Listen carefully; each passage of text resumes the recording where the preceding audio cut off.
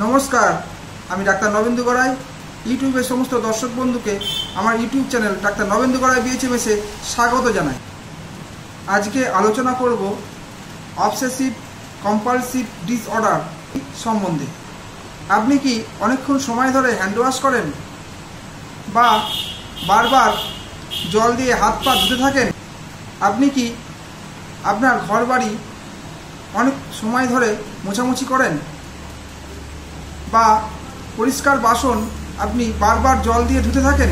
দরজা খোলা আছে না বন্ধ আছে তা কি বারবার চেক করেন? অথবা পরিষ্কার পরিচ্ছন্নতার ব্যাপারে আপনি কি বাতিগ্রস্ত?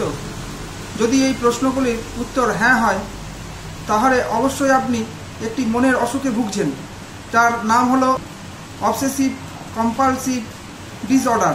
তাহলে ডাক্তারের সাথে যোগাযোগ করুন, সঠিক চিকিৎসা নিন, কারণ এটি একটি মনের অসুখ, এটি নিজে থেকে সেরে যাবে না।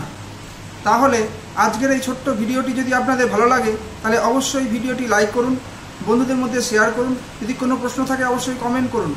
আর আপনি যদি আমার চ্যানেল নতুন হয়ে থাকেন, তাহলে অবশ্যই চ্যানেলটিকে সাবস্ক্রাইব করুন। তাহলে দেখা হবে পরের ভিডিওতে।